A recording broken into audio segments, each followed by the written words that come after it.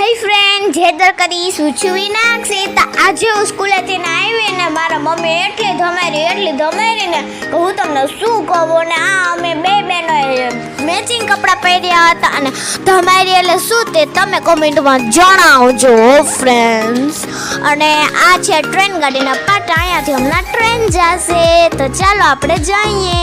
અને આ છે આવું કંઈક રસ્તા ઉપર બન્યું છે, આ શું છે અમને કાંઈ ખબર નથી હો ફ્રેન્ડ્સ. આવું કંઈક છે, આમાં કંઈક બને છે. તો ફ્રેન્ડ્સ આ છે સ્વામિનારાયણનું મંદિર, જોઈ શકો છો. કેવું લાગ્યું તે કમેન્ટમાં જણાવજો. કોણ આ ગયું છે તે પણ સાથે સાથે કમેન્ટમાં જણાવજો. અને અમે પહોંચી ગયા હતા અને આવું કંઈક તેનું જમવાનું હતું, ફ્રૂટ સલાડ, ભજીયા, એ બધું વસ્તુ હતી. અને અમને તો ખાય અને એટલી મજા આવી ને કે હું તમને શું બતાવું. તો ફ્રેન્ડ્સ અમે ખાઈ અને ખૂબ ધરાઈ ગયા હતા. અને અહીંયા જાય છે ગોતીડો લેવા અને તે હતા મારા બીજા મામા અને તેનું નામ હતું નિલેશ મામા, જોઈ શકો છો. અને અહીંયા હવે ગોતીડો લઈ અને પાછા પણ આવી ગયા છે, જોઈ શકો છો.